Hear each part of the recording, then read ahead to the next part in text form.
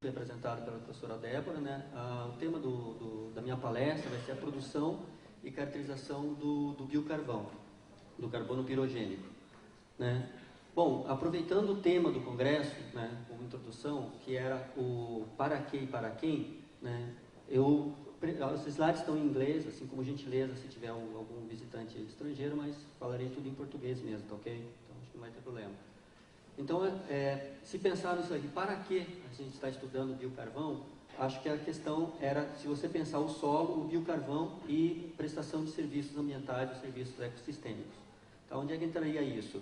Né? Emissão de gás de efeito estufa, né? A Beata falou rapidamente, não apresentou dado, mas teria isso.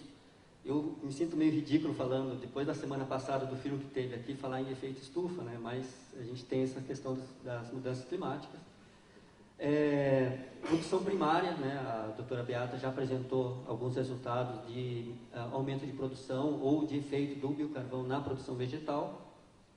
Na regulação do uso da água, também ela mostrou muito claramente isso, né? Que muda as propriedades de retenção de água no solo e também de purificação, mostrar alguns resultados, não resultados necessariamente, mas algumas propriedades do carvão que podem afetar a disponibilidade de xenobióticos ou agroquímicos no solo. E a ciclagem de nutrientes, né, também é muito importante, essa interação que teria com a melhoria da fertilidade do solo, né, e também quando você usa o biocarvão de fontes ricas em nutrientes. Por exemplo, ela citou o exemplo do osso, né, que na Europa já é proibido hoje o uso de osso na ração animal e é um problema ambiental, é um passivo ambiental. E logo a gente vai ter uma regulamentação brasileira também, então a gente vai ter que dar um destino para esse tipo de material e talvez a pirólise seja bem interessante para isso. E aí seria o uso de resíduos, né? Então eu não vou apresentar resultado, mas a gente tem alguns experimentos já com osso de suíno, com lodo de esgoto, então são materiais residuais de difícil descarte, é um problema ambiental e em alguns deles a pirólise pode ser uma alternativa interessante. Então a gente sempre trabalha com resíduos, a gente não propõe, né, a Beata colocou, por exemplo, a questão do carvão de eucalipto. A gente usa ele como modelo, né, como uma testemunha, e muito fino de carvão, que é o rejeito da indústria carvoeira para a metalurgia. Então a ideia sempre é resíduo, não é pegar um insumo energético e aplicar no solo, mas algo que não tem uso, que é um problema ambiental. Uma alternativa de tratamento seria a pirólise, você esteriliza esse material, né? Você diminui a disponibilidade de metal pesado, formando óxidos insolúveis. Então, realmente, a gente sempre discute isso como uma alternativa para tratamento de resíduo. Tá, ok? Para quem? Bom, quando você fala em ecossistema, está claro que interessa a todos. Não é só o produtor agrícola, não é só o produtor de carvão, mas seria interesse de toda a sociedade, indo além, né? Ecossistema, você fala de todo organismo vivo. Bom, rapidamente, para citar alguns exemplos, né, esse aqui é um reator de hidrólise ácida. A gente trabalhou com o professor Reis, está trabalhando, na verdade, um projeto da Comunidade Europeia, FP7. A ideia é a produção de combustíveis, biocombustíveis renováveis e sustentáveis. Isso aqui é um tema que eu acho que é muito importante para a gente. Eles fazem a hidrólise ácida para fazer um maior aproveitamento do açúcar que você tem na biomassa, a celulose. Tá, okay? Então, faz a hidrólise da celulose e aproveita esses açúcares. Não é o bioetanol, não é a fermentação, né, você fazer álcool, mas sim você ter insumos químicos de alto valor agregado a partir da biomassa. Então a ideia é de biorefinaria. A questão da sustentabilidade, o que acontece? Nós temos tecnologia hoje para aproveitar a totalidade da biomassa. Você pode produzir insumos químicos, biocombustíveis de toda a biomassa. O engenheiro químico adora isso, é viável, é possível fazer, mas nós como agrônomos a gente sabe que a gente tem que retornar a matéria orgânica para o solo. Se você não retornar a matéria orgânica para o solo, você vai estar degradando esse solo, principalmente solo tropical, e aí eu sempre brinco com eles que é matar a galinha nos ovos de ouro. Você consegue sim aproveitar a biomassa na totalidade, só que se você não retornar, a tua produção vai cair e você vai degradar esse solo. Então essa questão foi levantada pelo Dr. Ladislau no começo, essa questão de tecnologias que visem a sustentabilidade. Então a ideia é o que? É estabilizar o carbono na forma de carbono pirogênico, que tem uma taxa de degradação muito mais lenta, retornar ele para o solo, visando, né, você manter um alto teor de carbono e a fertilidade do solo. Bom, esse aqui é o espectro de ressonância magnética nuclear, né? A gente tem aqui no eixo, seria a classe do composto químico, tá ok? E a intensidade é a quantidade de cada um. Então, por exemplo, você tem o sinal de grupo alquil, né, CH3, CH2, CH alifático. Você tem sinal metoxil da lignina, ou N-alquil de proteína, O-alquil de carboidrato, dio-alquil, esse aqui é o carbono anomérico, esse aqui são carboidratos da celulose, aromático da lignina, O-aromático da lignina e carboxil provavelmente deve ser ácido gráfico. Isso aqui é a biomassa, tá? Material original, antes da hidrólise ácida. Quando faz a hidrólise ácida, o que acontece? Ele consegue remover eficientemente os açúcares, que é o objetivo da hidrólise, realmente é solubilizar esses açúcares para utilizar ele para outros fins. E o material acaba ficando, né, com a fração a lignina concentrada. Então você tem um aumento da aromaticidade, de O aromático e do metoxil. Então você consegue remover os açúcares. Isso aí vai para a biorrefinaria, eles têm um emprego para isso, e esse resíduo sólido não tem uma utilidade muito nobre.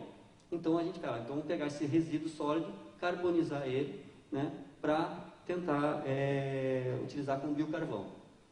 Isso aqui foi feito pelo professor Luciano Canelas, da UENF, é pirólise lenta, né, então o processo dele tem um gás de arraste que é o hélio, que é para retirar os gases condensáveis que estão aqui, tá ok? E aí, esse é o perfil de temperatura, trabalhou meia hora a 450 graus, depois eu vou falar por que a gente escolheu essas temperaturas, tá ok? E aqui ele tem uma armadilha de cloroforme para recuperar os voláteis condensáveis e analisar, não é o escopo do trabalho aqui, a gente trabalhou com o resíduo sólido que sobra aqui, tá ok? Então você pegou a biomassa, o bagaço de cana, extraiu o açúcar, fez a fermentação, sobrou o bagaço. Hoje ele é queimado para produzir termoelétrica, produzir eletricidade.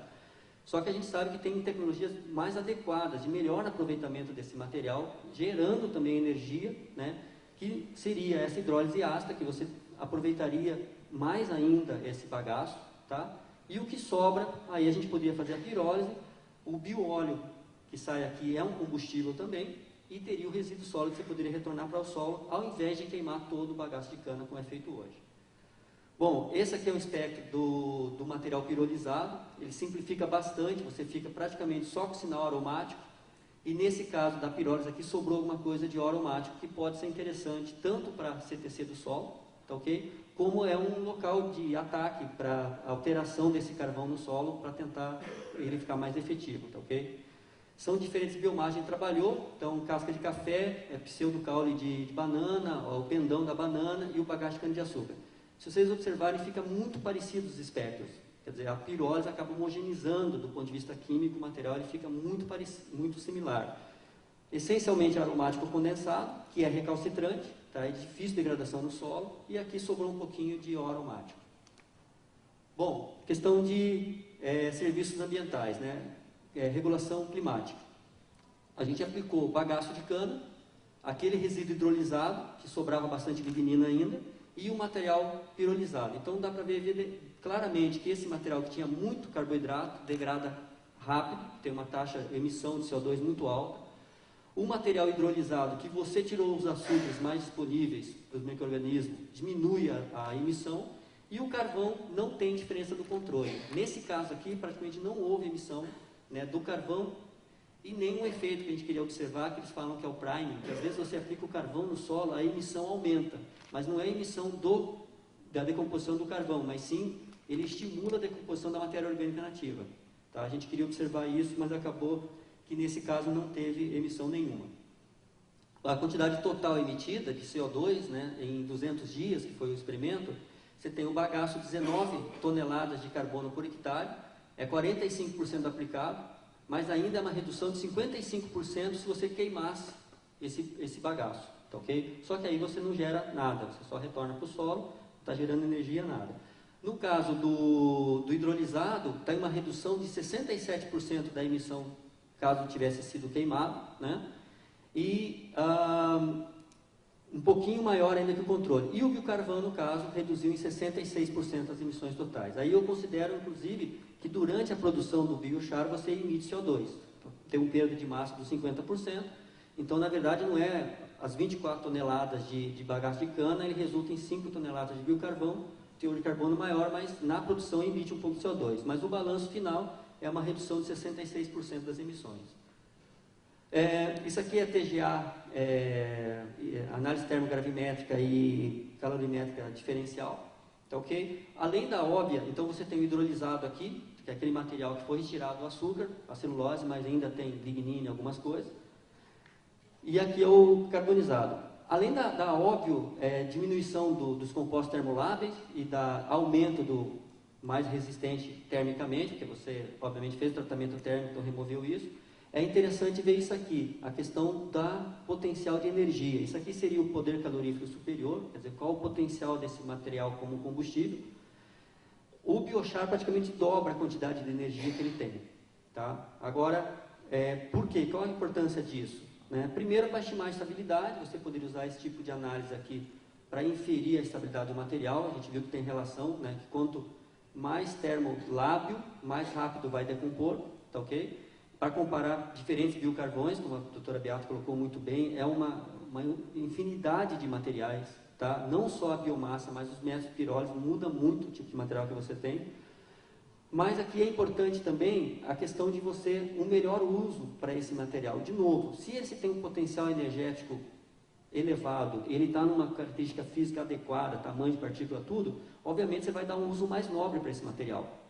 Aquele material que não serve, por exemplo, para a indústria siderúrgica ou para a produção de energia, porque ele está muito particular em uma coisa, aí sim você pensa em usar ele como condicionante de solo.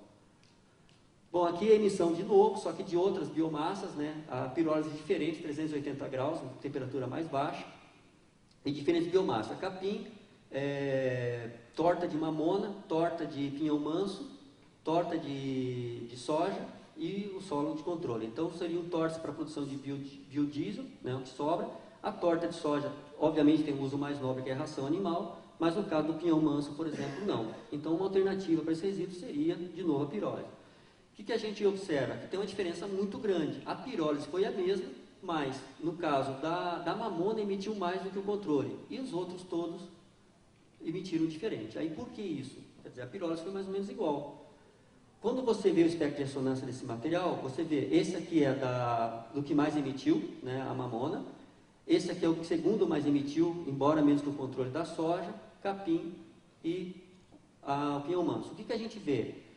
Uma diferença importante aqui na região dos grupos alquílicos, dos grupos alifáticos. Ou seja, quanto mais grupo alifático sobra no carvão, mais ele emite. Ou seja, o micro-organismo consegue degradar isso aqui ainda, tá? Ele tem enzimas para degradar esse tipo de composto, mas não o aromático. Então, a gente já teria uma ideia de estabilidade desse material baseado na característica química.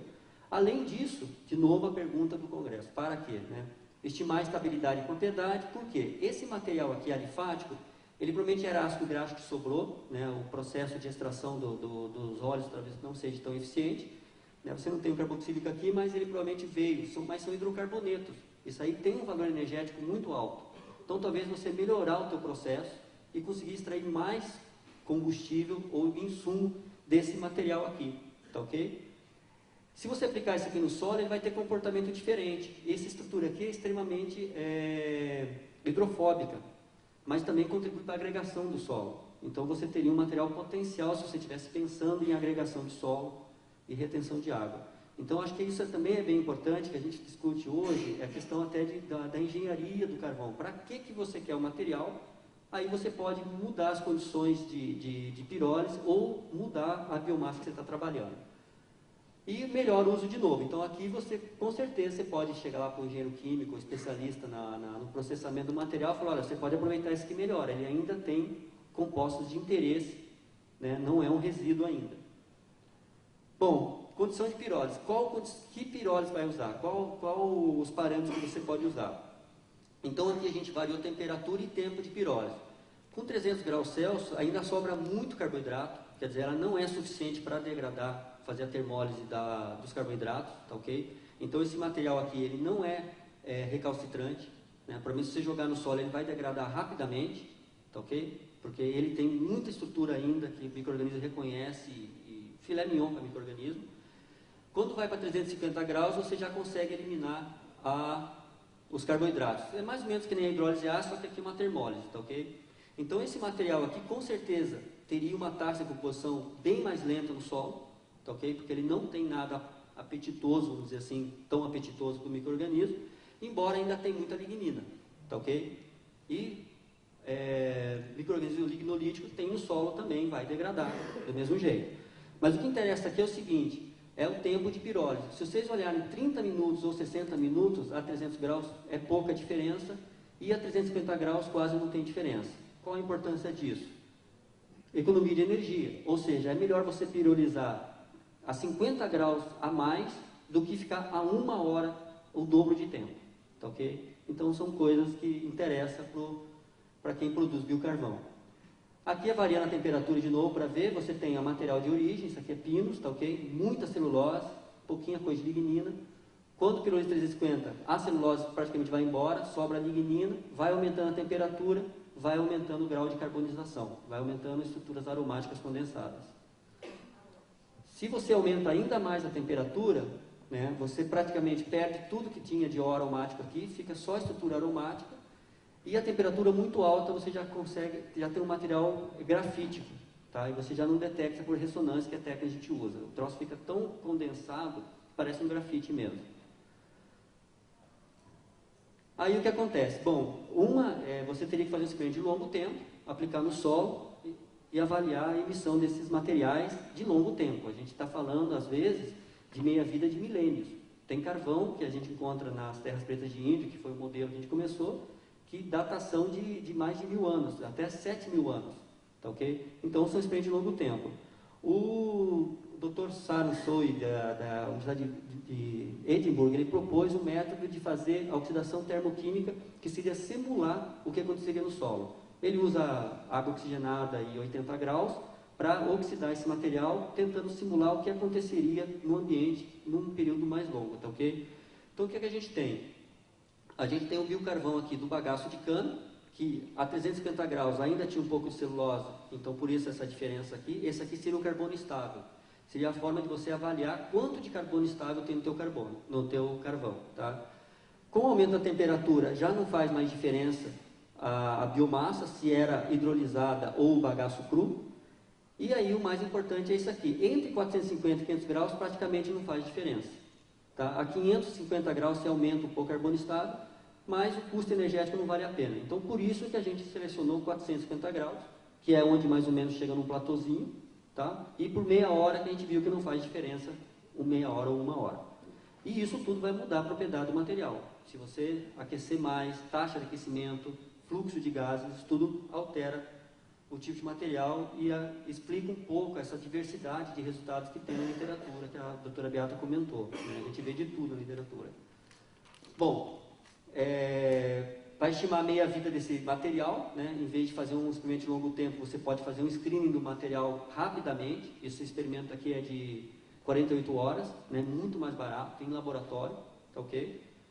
E um método rápido e barato para estimar a recalcitrância do material, ou carbono estável, como ele define. Okay? Aí a questão é o seguinte, tá, o método é químico, simulando o que acontece na natureza, a gente queria verificar, mas isso é real, ele realmente está funcionando? O que a gente fez? Usou ressonância de novo, no material antes e após a oxidação, para ver o que está sendo oxidado com esse tratamento que ele propôs. E funciona bem. Então esse material aqui é 350 graus, esse aqui é o material depois da oxidação, ou seja, essa é a diferença. Ele oxidou essencialmente a lignina que tinha sobrado no carvão, tá ok? Então, ou seja, se você tem um material que você conseguiu remover os carboidratos, mas sobrou lignina, ele provavelmente vai ser degradado no solo ainda, rapidamente. E o método do Saru, né, funcionou bem, né, detectou bem isso mesmo, degradou preferencialmente a lignina. Quando você vai para a temperatura maior, o que acontece? Você só tem aromático, mas ainda tem um pouco de carbono lábil. A doutora Beata até mencionou a questão do carbono oxidável, né, por dicromato. Então, mesmo você tendo material carbonizado, é uma mistura de compostos. Você tem compostos voláteis dentro dos poros, né, que é menos carbonizado do que a estrutura como um todo. Aqui é a mesma coisa, né? Então ele oxidou uma parte, a diferença de área aqui é o que foi oxidado, está aqui em azul, e um pouquinho deslocado. Isso indica que o método que ele propôs realmente oxida preferencialmente estruturas mais lábeis, lignina ou estruturas que não estão tão condensadas. Imaginar o anel aromático um grudado no outro, essa estrutura aqui não é tão grande e é facilmente oxidável. Quando vai para 550 graus, a mesma coisa, diminui o que é oxidável, né? Mas ainda tem uma porção que é oxidável. Bom, passando para outra propriedade que tem, a doutora já comentou, a Beata também comentou, a questão de porosidade e área superficial. Isso é importante no caso de serviço ambiental para a regulação da água e purificação da água. Então, isso aqui é dado de literatura, tá? Veja como varia de 0,4 a 222 metros quadrados por grama, a superfície específica. Quando vai para carvão ativado, vai de 55 a 1.200 metros quadrados por grama. Então, vê que é um material extremamente heterogêneo, com porosidade diferente, que vai ter um comportamento diferente quando você pensa em absorção de compostos orgânicos, ou o que quer que seja. Então, esse aqui é do material que a gente fez a pirólise a 380 graus, a mesma coisa. Olha a diferença, de 0,7 a 40. O mesmo método de pirose, só a biomassa que é diferenciada. Qual que é a importância disso? Para a capacidade de retenção de água, a doutora Beata comentou, esses poros também são muito importantes para a retenção de água, né? Se você for pensar, né, de melhorar a capacidade de retenção de água do teu solo, o serviço ambiental. Esses poros, dependendo do tamanho deles, eles servem de refúgio para micro-organismo, né? Essa foto é bem interessante. Você tem aqui as micorrizas, você vê as hifas penetrando nos poros do carvão. Tá? Então, primeiro que não tem aquela questão da fuga, né? Você não teria um problema ectotoxicológico, esse fungo aqui, ele, por algum motivo, ele está querendo entrar lá dentro. Tá? Você veja a porosidade desse material. Tá, okay? Aqui você tem algumas bactérias, então, dependendo do tamanho do poro e da porosidade, ele pode servir, ter efeito também na microbiota. Tá? Então, processos que são biologicamente mediados vão ter influência da porosidade desse material. Então, ciclo do nitrogênio, ciclo do carbono, né? Isso aí tudo pode ser influenciado pela porosidade. E a questão de sorção de agroquímico. O carvão, todo mundo sabe, tem uma grande capacidade de absorção de compostos apolares. Então, você pode ter barreira de contenção, você pode evitar que esses pesticidas, esses agroquímicos lixivim vão para a água, de novo um serviço ambiental, mas também tem um outro lado. Se você está trabalhando com herbicida, por exemplo, sistêmico, você quer que não fique retido no carvão. Então, talvez tenha que ajustar a dose de herbicida quando se usa carvão no solo em grande quantidade. Outro experimento que foi feito aqui na Embrapa Silves Aves é o pó do carvão. Esse carvão não tem uma utilidade como fonte de energia. Eles usaram em cama de frango, né? Qual que era a ideia? Né? Você tem os pintainhos aqui. Hoje, se tira até 10 lotes de frango na mesma cama. Então, isso é muito desagradável para o animal, porque tem uma emissão de amônia muito grande. Chega com 10, já, você imagina, né? O bichinho é criado no cocô dos antepassados dele, né? Mas enfim, aqui o que tem? Tem alguns produtos utilizados para reduzir a emissão de amônia. A gente testou o biocarvão, ou seja, o biocarvão reduziu muito a emissão de amônia.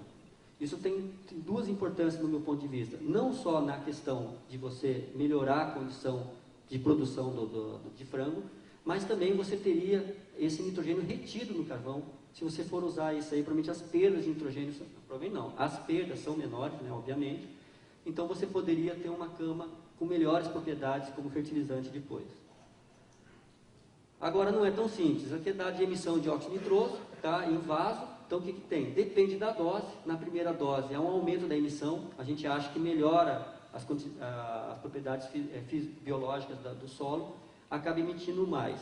E com o aumento da dose de 6 a 9 toneladas, diminui. Isso é um dado de um aluno de mestrado que fez, trabalhando em vaso. Mas a doutora Beata tem dado de campo em que há um aumento da emissão de óxido nitroso. Então, como pode isso?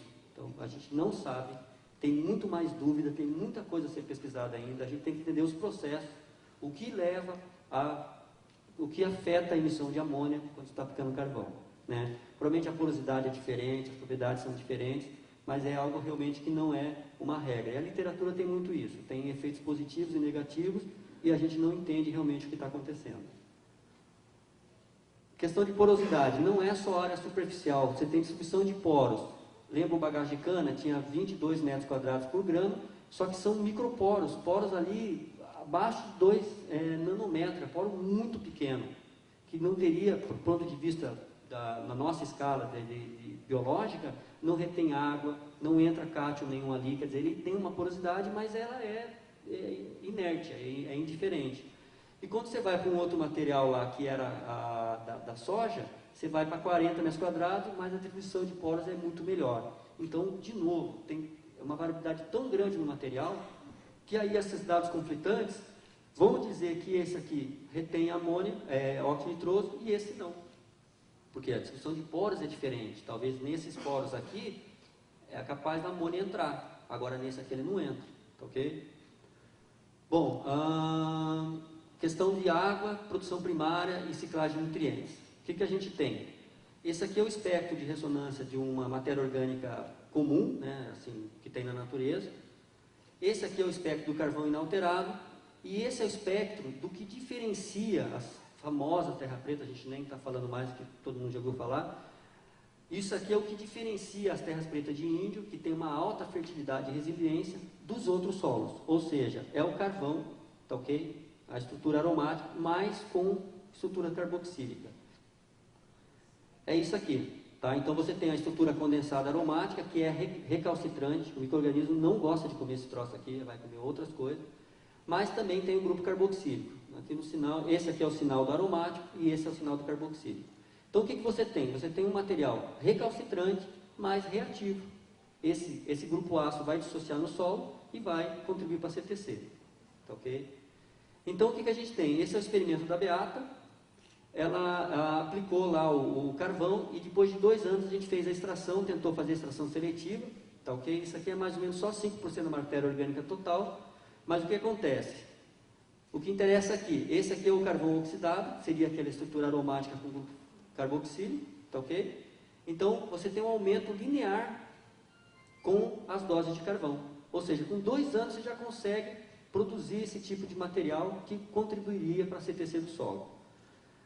Ao aumento de 70%, o solo controle já tinha alguma coisa disso, como ela falou, né? As queimadas naturais acontecem, se estima que 10% do carbono total dos solos é de origem pirogênica, tá? Então qualquer solo que você vai analisar, você vai encontrar um pouco de carvão ali, ou esse carvão alterado.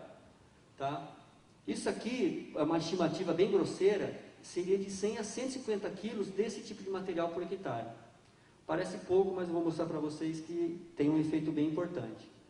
Então o que é o modelo? Você tem lá o carvão, estrutura aromática, só uma merrequinha aqui de fenólico, né? Mas essencialmente estrutura aromática. O que a gente quer é pendurar um grupo carboxílico aqui, que vai dar essa CTC, vai contribuir para a CTC, e aí vai se parecer muito com aquele filé mignon da terra preta de índio, aquilo que diferencia a terra preta de índio dos outros solos. Isso aqui a gente naturalmente pode demorar décadas até milênio. O experimento da Beata mostrou que com 2 anos já começa a aparecer esse tipo de estrutura no solo, mas a gente não sabe realmente qual é a dinâmica disso ainda. Não sei nem se vai saber, mas tentar. Mas enfim, a gente pode fazer isso com funcionalização ou alteração química, biológica e térmica, tá? Com isso a gente vai ter sequestro de carbono de uma forma útil. Você não vai ter só um carbono inerte no solo, o carbono em tese seria inerte no solo, mas você teria ele com uma função muito importante que é reter nutriente, tá ok? Então a gente fez isso em laboratório, conseguiu funcionalizar ele, então você tinha o carvão original aqui sem nada, a gente conseguiu pendurar lá o grupo carboxílico, tá ok? Nessa proporção de 6,5 aromático para 1 carboxílico. A estrutura hipotética seria essa, 3 anéis aromáticos condensados com 2 carboxílios. Isso teria uma CTC teórica de 800 centimol de carga por quilo. Tá? Só para ter uma ideia, isso aqui são minerais 2 para 1. Nossos minerais, tá? Você está falando de 800 centimol de carga. Teria a mesma carga que a melhor das substâncias úmicas, com a vantagem de ser extremamente recalcitrante. Então, a gente consegue fazer isso no laboratório e testar. Bom, testamos isso aqui na lixiviação de potássio. Fizemos um experimentozinho, solo arenoso, solo argiloso. Solo argiloso estava retendo potássio, não fez diferença. Mas no solo arenoso, o que acontece? O biocarvão não teve efeito nenhum significativo na redução da lixiviação, porque ele não tem carga. Só que depois que ele funcionalizou, a gente aplicou 150 quilos, 200 quilos. Reduziu quase 1/3. A Beata estava conseguindo ali naturalmente 100 a 150 quilos desse tipo de material aqui. Tá ok? Então, veja, 10 toneladas de carvão não teve efeito, 200 kg desse material melhorado teve um efeito significativo na redução. 50 semanas de lixiviação, ok? Bom, a pirólise.